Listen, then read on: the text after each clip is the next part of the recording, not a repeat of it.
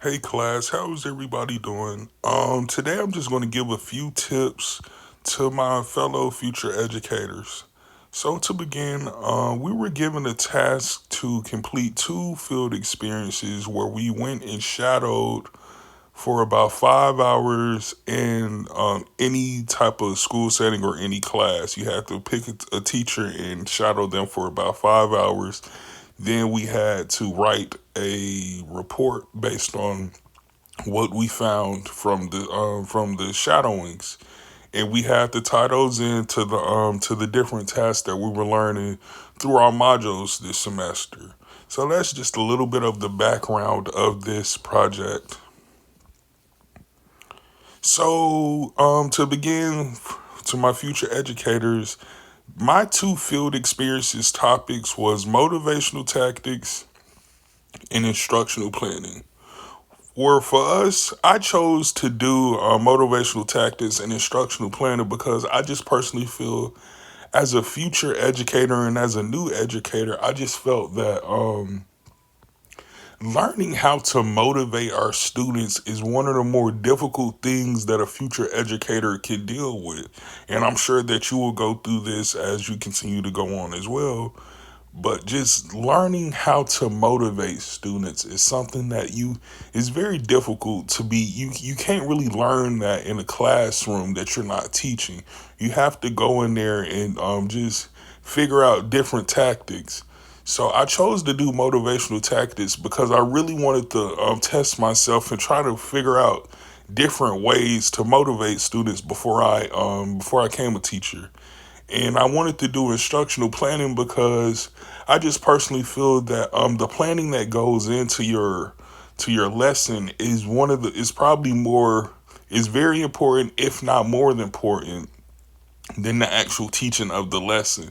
You have to have the lesson mapped out and planned out for it to go as planned, and for you to get the correct for the students to gain the correct information that you want them to gain during your lesson. So if that stuff is not planned out properly, then it'll probably be difficult for the student to gain the information that we're attempting for them to gain. So that's why I chose instructional planning. So I ended up doing my two field experiences at a middle school in Georgia, and I ended up breaking both of my field experiences down into two parts. The first part, I did two Zoom meetings for both of the separate field experiences. I did an hour-long Zoom meeting where I kind of went over some of the questions that I wanted answered for my field experiences, and I also ended up doing a two whole days at the middle school that I decided to do my shadowing at. So I spent 2 whole days, two full days doing that for each one of the different tasks or topics. So what did I take away from my field experiences? Planning, just like I stated earlier, planning instruction is very, very important for a teacher, specifically a future educator or a new educator, for the simple fact that we don't have a lot of experience, we don't have a lot of years built up in planning, so we really can't lean back on some of our prior lesson plans from years prior, because we're so young as teachers. We don't really have a lot of lesson plans. So making sure that we have good lesson plans that come across and get across what we want our students to learn is very, very important. Something else that I took away from this field experience is allowing students to have say so in their class. The teacher that I shadowed, he did something that was very different. He allows his students to take like a little survey at the beginning of the semester, and it kind of allows them to pick the order of what they're learning in the class. I am a physical education major, So I do want to say that. So it might be a little different for some of my other fellow educational majors. But for a physical educator, he decides to he just allows his students to do to have a little survey and kind of just rank how they feel about certain games that we might be playing through the course of the year. And he likes to do this at the beginning of the semester, like probably within the first week, and he gets it done. He tallies everything up, and he kind of, not to say that his lesson plans haven't already been set in the summer, but he kind of just moves it around to what the students seem to like and seem to have high participation in. Another thing that I learned from my field experience is that you have to make sure you have discipline plans for your classroom. As young teachers, we're going to face disciplinary actions, and as young teachers, we're kind of new to this. We don't really know what to do, and there's kind of a thin line between allowing students to have a little bit of slack and a little bit of grace, but there's a thin line between that and kind of being walked over as teachers. And we don't want that as new educators, because that'll make our lives very hard, and that's not what we want. We want to make sure that we have consistency in how we discipline our students. So if you do it one way once, you want to make sure that we stay on that way. And through my field experience, there was actually a couple of times where I seen this in live action, seeing students being disciplined, and I just saw how being just being consistent and how you discipline and when you discipline them is very, very strong, and it goes a long way in the environment of your classroom. And the last thing I took away is bringing outside features or speakers to help teach your content. Sometimes teachers like to sway away from bringing outside speakers in, but once again, as a physical educator, we have like a little more leniency, and I just feel that bringing people with more experience in certain tasks will only help your students learn that task that you want them to learn. Having people who are very highly have a lot of experience in certain games can only help them. It can only help the students learn their tasks.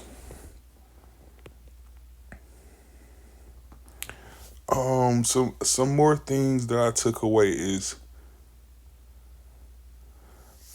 so some of my overarching ideas for this is, or some of the things that I would like, some of my tips that I would like to give to my future educators is, don't be afraid to do things a little differently, guys. As teachers, we're people have been teaching for 100 years, guys, and there are certain ways that people have done certain things as a teacher in the past. And this is one of my main tips. I just feel that as the new generation of teachers, if we want different responses, we have to do different things.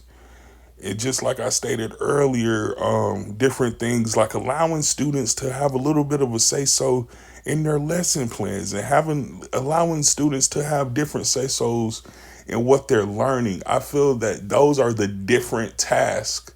Those are the different things that are going to allow for students to have greater motivation in what you're trying to teach them. So my first tip to my future educators is, guys, let's try to be a little different than what we've learned in the past and what we've seen in the past. My next tip is, guys, remember that every student learns differently. Just because one student gets it and has it down packed this way doesn't mean the next student will have that same understanding in that same form. So by making sure that we reach our students at the level that they are at, and try our best to generate learning from where they're at, it will only help. It will only help in the long run. And my last tip that I want to give to my fellow future educators is, guys, sometimes that we have to think outside the box. Just like I stated in my earlier point,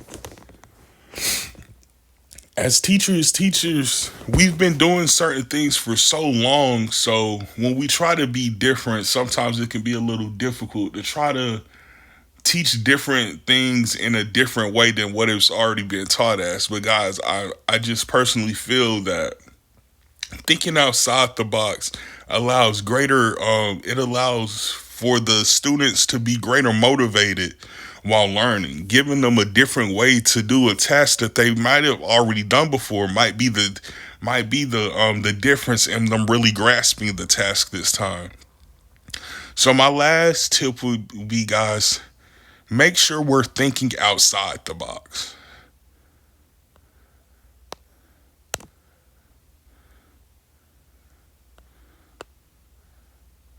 How will I use this information that I gained through my field experience?